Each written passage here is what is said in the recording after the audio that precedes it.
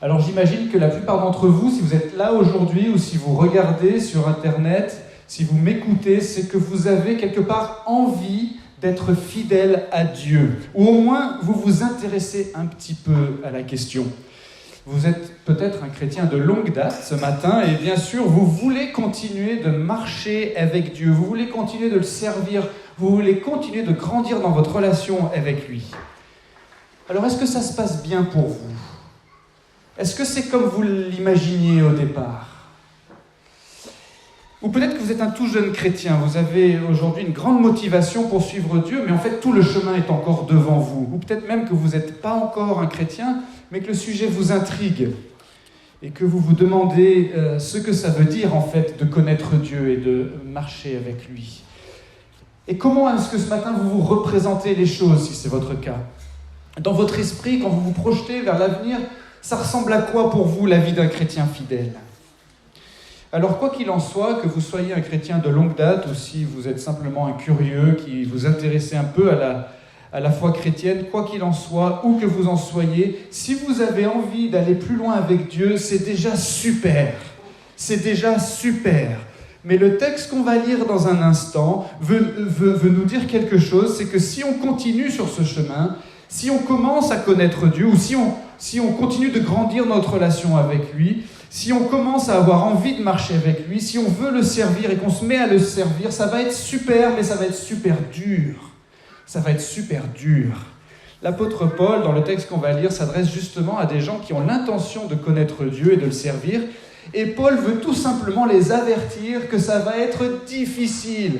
Ça va être difficile. Et il ne fait pas ça pour les décourager, il ne fait pas ça pour les inciter à faire demi-tour ou à renoncer à leur projet. C'est comme si un jour vous veniez me voir et que vous me disiez « Bon, Alex, cette semaine, j'ai vu une photo de la barre des Écrins, le point culminant du massif des Écrins dans les Alpes, qui culmine à 4102 mètres.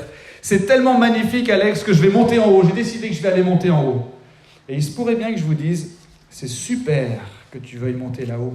Crois-moi, ça vaut vraiment le coup. Mais crois-moi aussi, ça va être super dur. Ça va être super dur. Et je ne dirais pas ça pour vous dissuader d'y aller, mais plutôt pour vous avertir et vous préparer, afin que le moment venu, justement, vous ne soyez pas surpris et que vous ne vous laissiez pas abattre ou décourager, mais au contraire, que vous réussissiez dans votre projet, que vous persévériez jusqu'au bout. Alors, est-ce que vous avez envie d'être fidèle à Dieu ce matin ? Est-ce que vous vous intéressez au moins un peu à la question ? Eh bien, le passage qu'on va lire, c'est un avertissement. Le chemin de la vraie fidélité à Dieu est un chemin vraiment difficile. Le chemin de la vraie fidélité à Dieu est un chemin vraiment difficile. Et il est vraiment difficile, notamment, d'après ce texte, à cause des gens qu'on va rencontrer sur notre parcours. Alors, lisons le texte. Dans la deuxième lettre de Paul à Timothée, chapitre 3, je vais lire les versets 1 à 13. L'apôtre Paul s'adresse donc à Timothée, qui est pasteur dans une église du 1er siècle, et il lui dit « Sache que dans les derniers jours surgiront des temps difficiles, car les hommes seront égoïstes, amis de l'argent, fanfarons, orgueilleux, blasphémateurs, rebelles à leurs parents, ingrats, sacrilèges, insensibles, implacables, calomniateurs, sans frein, cruels, ennemis du bien ou des gens de bien, traîtres, impulsifs, enflés d'orgueil, aimant leur plaisir plus que Dieu. Ils garderont la forme extérieure de la piété, mais ils en renieront la puissance. Éloigne-toi de ces hommes-là, ou évite ces hommes-là. Il en est parmi eux qui s'introduisent dans les maisons et qui captivent certaines femmes chargées de péché et agitées par des passions variées. Elles apprennent toujours sans pouvoir jamais arriver à la connaissance de la vérité. De même que Janès et Jambres s'opposèrent à Moïse, de même ces gens s'opposent à la vérité. Ce sont des hommes à l'esprit corrompu et leur foi ne résiste pas à l'épreuve. Mais ils ne feront plus de progrès car leur folie sera manifeste pour tous, comme le fut celle de ces deux hommes. Pour toi, tu as suivi de près mon enseignement, ma conduite, mes résolutions, ma foi, ma patience, mon amour, ma persévérance, mes persécutions, mes souffrances. À quelles souffrances n'ai-je pas été exposé ? À Antioche, à Iconium, à Lystre. Quelle persécution n'ai-je pas supportée ? Et le Seigneur m'a délivré de toutes. Tous ceux d'ailleurs qui veulent vivre pieusement en Christ Jésus seront persécutés. Mais les hommes méchants et imposteurs avanceront toujours plus dans le mal, égarant les autres et égarés eux-mêmes. Voici pour la lecture de ce texte, je vais prier avant qu'on aille plus loin. Seigneur notre Dieu, merci encore pour la chance qu'on a de pouvoir nous réunir ici ce matin. Merci pour la Bible, que nous croyons être ta parole, inspirée par toi, par ton Saint-Esprit, et utile pour nous enseigner, nous convaincre, nous redresser et nous éduquer dans la justice. Et nous prions, Seigneur, s'il te plaît, que tu agisses puissamment par ton Saint-Esprit pour appliquer ta parole à notre vie. Rends-nous attentifs, s'il te plaît, à ce que tu veux nous dire et rends-nous disposés à le mettre en pratique. Nous te demandons cela au nom de Jésus, notre Maître. Amen. Le chemin de la vraie fidélité à Dieu est un chemin vraiment difficile. C'est là toute la leçon de ce passage. Et la première chose qui se passe dans le texte, si vous regardez, si vous avez pensé à apporter une Bible avec vous, sinon c'est pas grave, la première chose qui se passe dans le texte, versets 1 à 5, c'est que Paul met en garde Timothée contre des gens qu'il va rencontrer et qu'on pourrait appeler, pour commencer, des pseudo-chrétiens. Le texte nous dit ici, dans un premier temps, qu'on doit faire attention à la fausse dévotion à Dieu qui cache en fait un vrai problème de cœur. Alors Paul, il dit qu'il va y avoir des temps difficiles dans les derniers jours parce que, dit-il, les hommes, c'est-à-dire les gens, c'est pas les hommes au sens masculin, c'est les humains, vont avoir toutes sortes de défauts. Et vous avez peut-être remarqué à la lecture qu'il en énumère jusqu'à 18 des défauts particuliers en 3 versets. Et ce n'est pas une liste exhaustive, ce sont que des exemples. Alors, il faut faire 2 précisions ici. D'abord, les derniers jours, ça désigne tout simplement la période de l'histoire qui a commencé avec la première venue de Jésus, donc à peu près 2000 ans, et qui s'achèvera avec sa seconde venue. Donc Paul et Timothée, ils sont dedans, ils sont dans les derniers jours au moment où Paul écrit, et nous aujourd'hui, en 2020, on est dedans aussi, on est aussi dans les derniers jours, selon la compréhension biblique de l'histoire des hommes. Et deuxièmement, la deuxième précision, c'est que les gens avec tous ces défauts dont il parle sont des gens qu'on va rencontrer dans l'Église. Dans l'Église, ils ont la forme extérieure de la piété, dit Paul au verset 5. C'est donc que ce sont des gens qui se disent croyants et qui fréquentent certainement les activités de l'Église, à commencer par l'Église de Timothée, qui se trouve à Éphèse au 1er siècle. Paul, il est en train de dire à Timothée, écoute Timothée, si toi tu veux être fidèle à Dieu, et si les chrétiens de ton Église veulent être fidèles à Dieu, ça va être difficile parce qu'il y aura toujours des gens dans l'Église qui auront l'apparence d'être des chrétiens, sans s'attacher vraiment de tout leur cœur à Dieu. Et ça, Timothée, ça va créer des problèmes.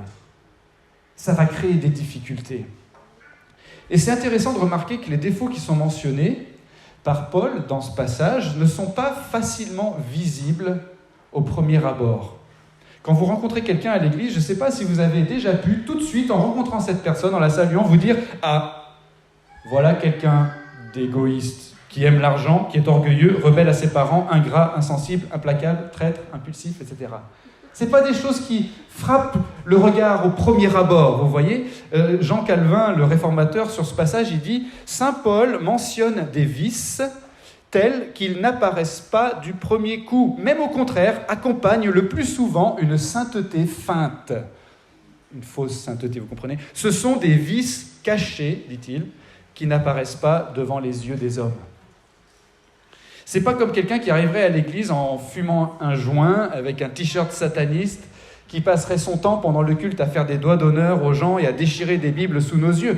Même si une telle personne serait la bienvenue ici pour qu'on lui parle du Seigneur, bien sûr. Mais Paul évoque des défauts qui sont compatibles avec une apparence de piété.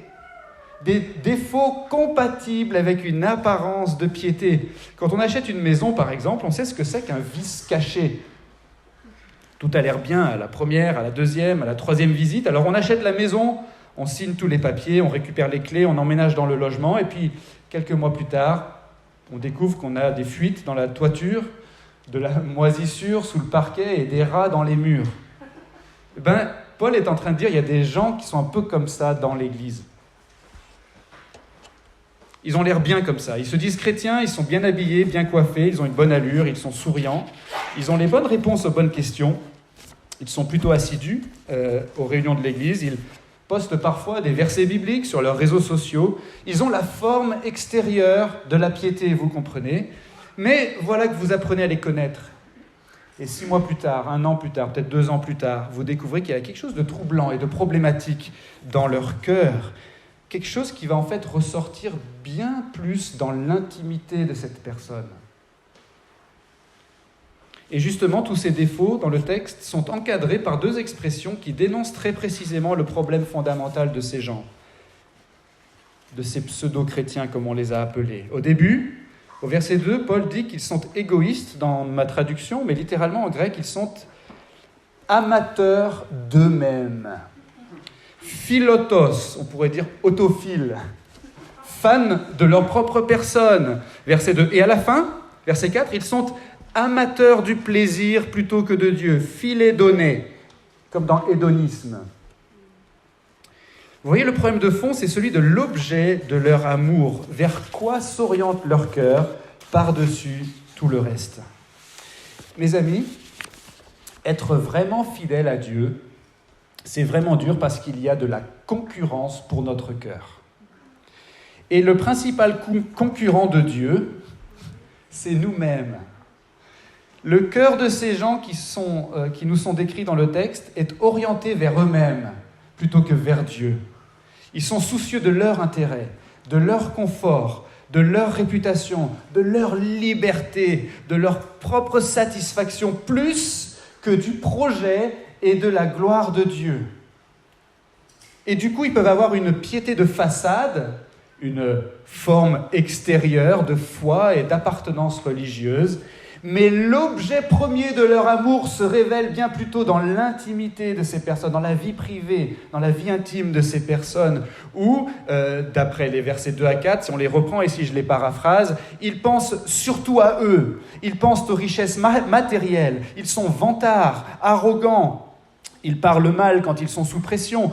Paul, il dit blasphémateur, mais ça veut dire mal parler, des gens qui parlent mal. Ils défient l'autorité, ils sont ingrats, irrespectueux ou irrévérencieux. Paul utilise le mot sacrilège, mais ça veut vraiment dire ça, irrespectueux. Ils sont insensibles et sans pitié dans leurs relations. Paul dit implacables. Ils critiquent facilement les autres. Ils ont peu de maîtrise de soi. Paul dit sans frein. Ils ont des accès de colère violente. Ils n'ont pas d'amour pour le bien ou pour les gens de bien. Ils sont capables de malhonnêteté, ils sont impulsifs, ils sont présomptueux et ils s'intéressent davantage à tous les plaisirs et les loisirs de la vie plutôt qu'à leur relation avec Dieu. Et donc si Timothée veut être fidèle à Dieu, et si les chrétiens de son église veulent être fidèles à Dieu, ça va être difficile pour eux, dit l'apôtre Paul dans un premier temps, parce qu'ils vont rencontrer des gens comme ça dans leur église, dans leur communauté. Et ça va être très compliqué, très pénible, très décourageant de les accompagner, ces gens-là, de les instruire, de les aider à se rapprocher de Dieu, tout simplement parce que derrière une forme extérieure de piété, derrière une profession de foi et un rattachement religieux, eh bien tout simplement, le cœur n'y est pas.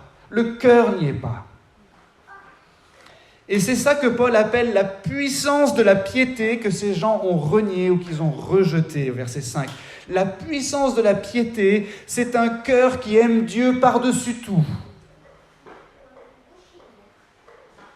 Et donc ça va être difficile d'être fidèle à Dieu parce qu'on va rencontrer des gens comme ça dans l'Église et ça va être décourageant. Même l'Église n'est pas un abri où on serait protégé de ce genre de choses. Et puis ça va être difficile aussi parce que notre cœur, en fait, est le même que celui de ces pseudo-chrétiens, comme on les a appelés. Foncièrement, on a le même cœur. Nous aussi, en fait, on a un cœur enclin au mal. Et donc, nous aussi, on est capable de cette fausse dévotion à Dieu. Et donc, on doit se montrer lucide et vigilant. On est tous tentés, en fait, de pratiquer ces mêmes choses, au moins certaines d'entre elles. Je ne sais pas, moi, l'orgueil, l'amour de l'argent, l'ingratitude, la calomnie, l'impulsivité. Et si on commence à pratiquer ces choses de manière habituelle, alors on est vraiment sur une mauvaise trajectoire. Et on doit prendre du recul et s'examiner soi-même et être lucide et vigilant sur notre propre vie, sur notre propre cœur. Éloigne-toi de ces hommes-là, dit Paul au verset 5, ça veut dire non seulement ne pas devenir copain-copain avec ces gens, et sûrement les exclure de la communauté de l'Église, si nécessaire, mais ça veut aussi dire se tenir éloigné de leur exemple. Comme le dit aussi le psalmiste, au premier psaume, il dit « Heureux l'homme qui ne marche pas selon le conseil des méchants, qui ne s'arrête pas sur le chemin des pécheurs, qui ne s'assied pas sur le banc des moqueurs. » Donc, premier point, on doit faire attention à la fausse dévotion à Dieu qui cache en fait un vrai problème de cœur. La deuxième chose qui se passe dans le texte, les versets suivants, 6 à 9, c'est que Paul dit à Timothée que certaines de ces personnes dont il vient de parler sont susceptibles de militer, même involontairement, contre la vérité. Ce sont des pseudo-savants, pourrait-on dire. Et on doit faire attention à ne pas laisser leur folie captiver d'autres personnes. Alors, dans le texte, encore une fois, si vous l'avez sous les yeux, gardez-le sous les yeux. Dans le texte, Paul dit que certains de ces pseudo-chrétiens visent en particulier des gens dans l'Église, littéralement en grec, pour les capturer, les faire prisonniers, les prendre en captivité, donc par leur discours. Les embobiner, on dirait peut-être aujourd'hui. Et ils visent surtout des gens faibles, surtout certaines femmes, nous dit Paul, qui ont déjà des problèmes, au verset 6. En grec, Paul parle de femmes faibles, des petites femmes, on dirait des femmelettes aujourd'hui, qui sont les proies favorites de ces pseudo-savants, parce que ces femmes ne sont pas très affermies dans la foi. Il est réaliste, Paul, ici. Il décrit un problème que Timothée a dû facilement reconnaître. Et il fait comprendre à Timothée que ces gens, ces pseudo-chrétiens, qui pour certains se comportent comme des pseudo-savants, représentent une vraie menace pour son travail à lui en tant que pasteur. Parce que ces gens se croient appelés à être eux aussi des genres de pasteurs et de prédicateurs. Mais en fait, ils ne sont pas qualifiés, nous dit Paul. Leur foi ne résiste pas à l'épreuve. Ils ne sont pas qualifiés. Leur enseignement est erroné et leur influence est néfaste. En fait, ils sabotent le vrai témoignage qu'on doit rendre à Jésus. Et Paul les compare aux magiciens que le Pharaon a employés. Vous avez vu, Janès et Jean Bresse, en fait, ils tirent ça de la tradition juive. Leurs noms ne sont pas mentionnés ailleurs dans la Bible. Mais ça fait référence à ces deux magiciens que le Pharaon avait employés à l'époque de Moïse pour contrecarrer la mission de Moïse et d'Aaron que Dieu avait envoyée pour qu'ils libèrent les Israélites de l'esclavage en Égypte. Vous vous rappelez, ils font des signes et des prodiges, et puis les magiciens les imitent, ils font à peu près la même chose pour contrecarrer leur plan et protéger les intérêts du Pharaon. Mais en faisant ça, en fait, ces magiciens s'opposaient à l'œuvre de Dieu, au projet de Dieu. Paul dit au verset 8 ici qu'ils se sont opposés à la vérité. Et donc, encore une fois, Paul est en train de dire à Timothée et aux chrétiens de son Église de faire attention. Faites attention, ça va être difficile pour eux d'être fidèles à Dieu parce qu'ils vont rencontrer des gens comme ça dans l'Église. Dans l'Église. Des gens qui n'ont pas un profond amour authentique pour Dieu et qui vont vraiment s'y croire. Ils sont vraisemblablement très sincères derrière une forme extérieure de piété. Mais ce sont des gens peut-être et sûrement narcissiques.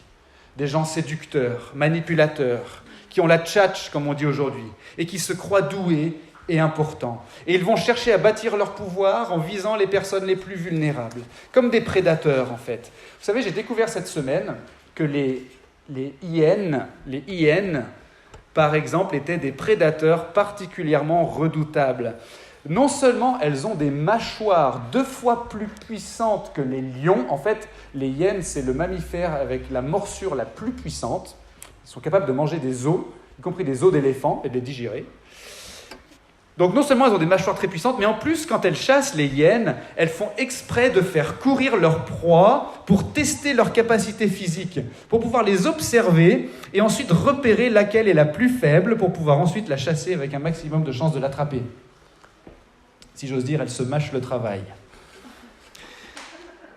Mais Paul dit qu'on va rencontrer des gens comme ça dans l'Église. Ce ne sont pas forcément des gens qui ont conscience d'être des prédateurs. Ça peut être des gens très sincères, je l'ai dit, qui pensent défendre des intérêts légitimes. C'est pourquoi l'apôtre Paul dit même qu'ils ont, ces gens-là, l'esprit corrompu ou abîmé, verset 8, et qu'ils sont eux-mêmes en proie à une certaine folie, au verset 9. Alors si on veut être fidèle à Dieu, ça va être difficile quand on va rencontrer des gens comme ça. Et on va les rencontrer dans l'Église. D'abord parce qu'on est peut-être soi-même une proie qui court moins vite que les autres. On est peut-être vulnérable sans vraiment s'en rendre compte parce qu'on traverse des épreuves Et peut-être qu'on n'en a pas parlé à beaucoup de gens de ces épreuves qu'on traverse. Peut-être qu'on est insatisfait au fond de notre situation personnelle. Notre mariage bat de l'aile, on a des complications professionnelles, on manque un peu d'argent, on a été déçu par quelqu'un dans l'église, on est quelque peu désabusé et découragé, et on est agité intérieurement, on a des besoins affectifs et des frustrations. Et ça, c'est le terrain de prédilection des gourous et des sectes.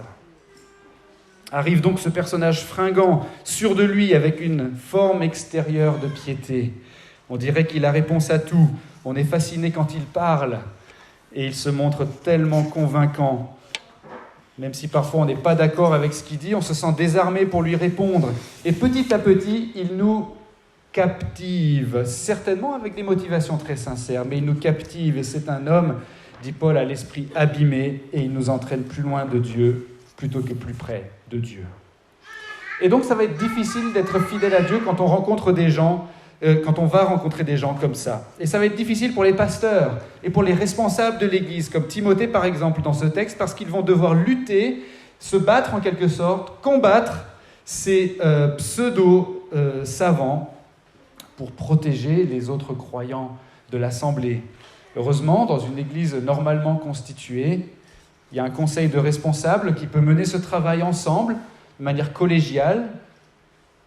Et ça doit nous inciter tous dans l'Église, si nous avons vraiment envie d'être fidèles à Dieu, eh bien, à nous fier davantage au conseil des responsables qui ont été dûment nommés et installés dans leurs fonctions, plutôt qu'à des pseudo-savants, peut-être impressionnants, mais eux, ils ne fonctionnent pas souvent de manière collégiale et ils changent régulièrement d'église à la recherche de femmelettes à captiver.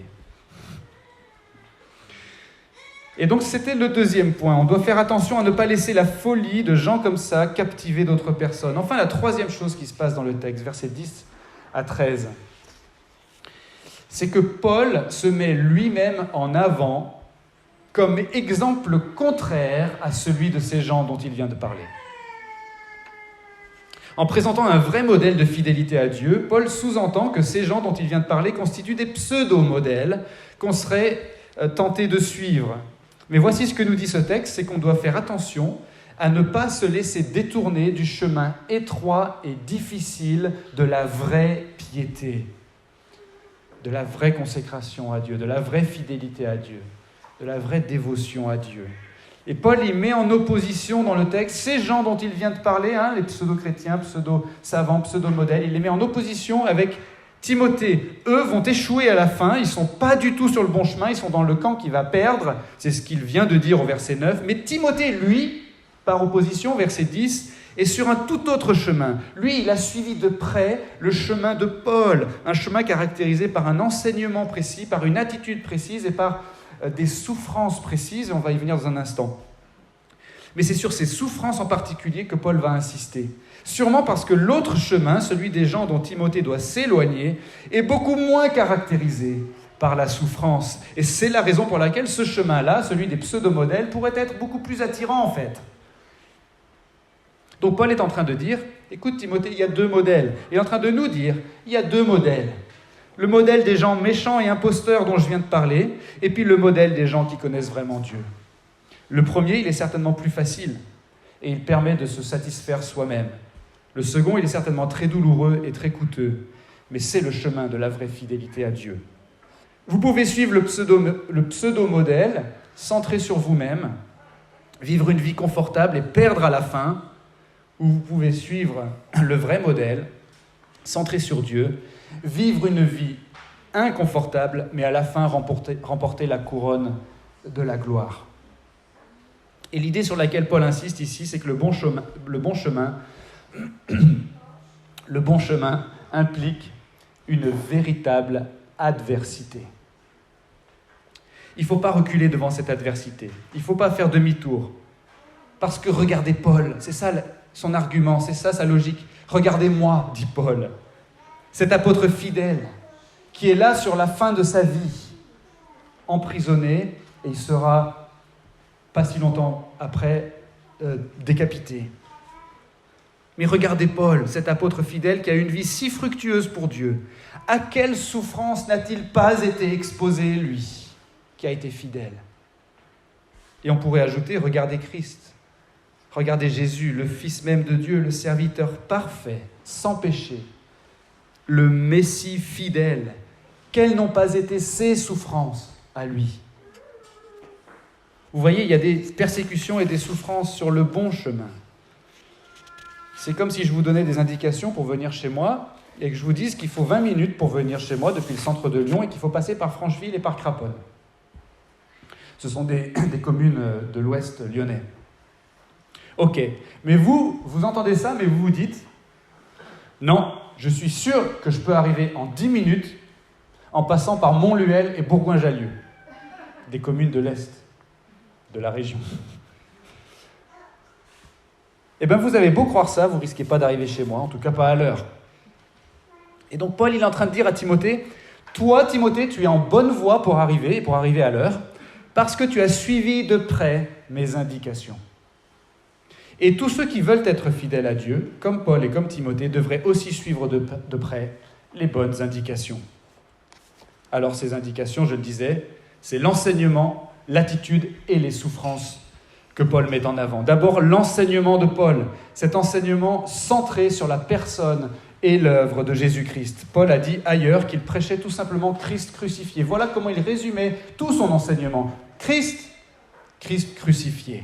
Le point de départ de la fidélité à Dieu, c'est ça. C'est une bonne nouvelle. C'est l'évangile d'après lequel Dieu présente aux hommes un moyen d'être sauvés. On était séparés de lui par notre faute et Dieu a envoyé son Fils prendre sur lui notre condamnation pour nous délivrer de cette condamnation. Jésus est ainsi mort sur la croix, crucifié, c'est Christ crucifié pour les croyants. Et le troisième jour, comme Paul le rappelle habituellement, le troisième jour, il est ressuscité des morts pour les croyants, de façon à ce que tous ceux qui lui font confiance, c'est-à-dire les croyants, soient délivrés du mal et de la mort et qu'ils soient réconciliés pour toujours avec Dieu. Quelle bonne nouvelle! Ça, c'est le cœur de l'enseignement de Paul, c'est le point de départ.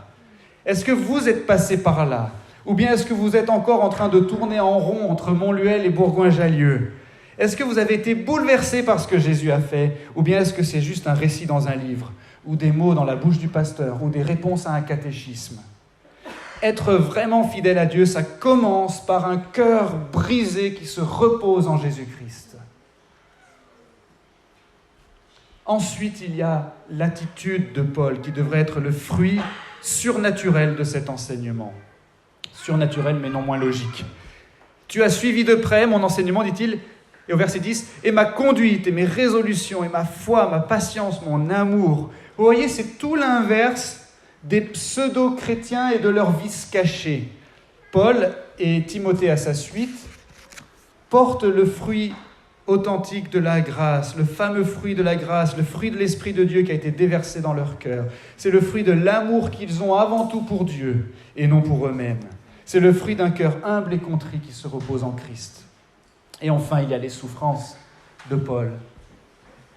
Tu as suivi de près mon enseignement, mon attitude et ensuite ma persévérance, mes persécutions, mes souffrances, versets 10 et 11. Comme on l'a vu, en fait, il y a quelques semaines, on est toujours dans ce même thème. Le bon chemin est un chemin difficile et à bien des égards douloureux. Souffre avec moi, avait dit Paul, souffre avec moi comme un bon soldat du Christ Jésus. Comme il le dit ici au verset 12. Tous ceux qui veulent vivre pieusement en Christ Jésus seront persécutés. Voilà en fait le chemin ordinaire, l'itinéraire ordinaire que vont suivre tous ceux qui veulent vraiment être fidèles à Dieu. Et donc, Paul est en train d'inciter Timothée et les chrétiens de son Église, et nous aussi aujourd'hui, à faire attention, à ne pas nous laisser détourner du chemin étroit et difficile de la vraie piété.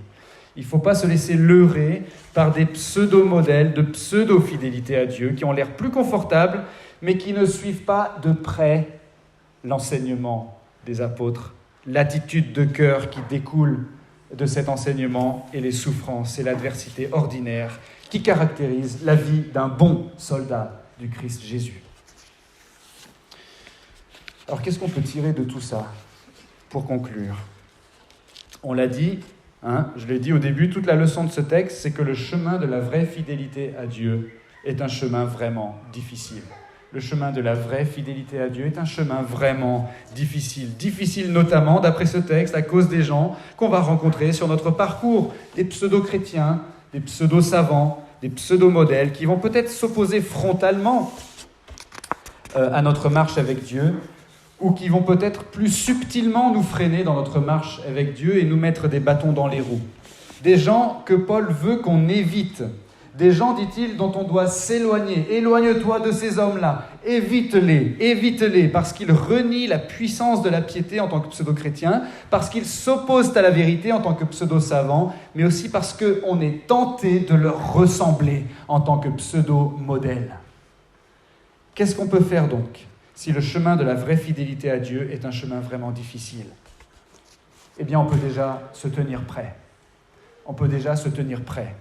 Comme quand on se lance dans l'ascension de la barre des écrins. On sait que ça va être difficile. Et si c'est difficile, c'est pas surprenant, c'est normal. Calvin dit qu'on doit être averti qu'il y aura toujours nouvelle matière de guerre dans la vie chrétienne. On vit, nous, comme Paul et Timothée, dans les derniers jours, et tant que le Seigneur ne sera pas revenu, on va batailler contre le péché, c'est-à-dire tout ce qui s'oppose à la justice de Dieu, contre le mensonge, contre la persécution et contre toutes les forces du mal même, dit l'apôtre Paul dans un autre passage. On peut donc se tenir prêt. Ensuite, on ne doit pas se laisser séduire par les sirènes de certaines théologies, y compris dans les milieux réformés, qui nous laissent entendre que si on a vraiment la foi et si on est vraiment fidèle, Dieu va nous récompenser en nous accordant le succès dans la vie. On va être en bonne santé, on va réussir en affaires, on va avoir des enfants bien élevés. Et petit à petit, on va conquérir ce monde et éradiquer le mensonge et l'injustice. Et si ça ne se produit pas, c'est qu'on a un problème. Mais ce n'est pas ce que dit ce texte. C'est pas ce que dit ce texte, au contraire. Dans les derniers jours, surgiront des temps difficiles, continueront de surgir des temps difficiles, jusqu'au retour du Seigneur qui fera toutes choses nouvelles. En attendant, l'adversité est normale pour les chrétiens. Et si on vivait dans un monde où il n'y a plus d'adversité, alors que le Seigneur n'est pas encore revenu, c'est là qu'il y a quelque chose qui n'est pas normal. D'après ce texte, tous ceux qui veulent vivre pieusement en Christ Jésus seront persécutés. Il ne dit pas sauf ceux qui viendront dans 2000 ans ou ceux qui viendront dans 2500 ans. Tous ceux qui veulent vivre pieusement en Christ Jésus seront persécutés. L'adversité est normale pour les chrétiens. On peut se tenir prêt, on ne doit pas se laisser séduire par les sirènes de certaines théologies triomphalistes. On peut aussi, et donc, se serrer les coudes. On doit prendre soin des proies qui courent moins vite. On doit les entourer, les protéger.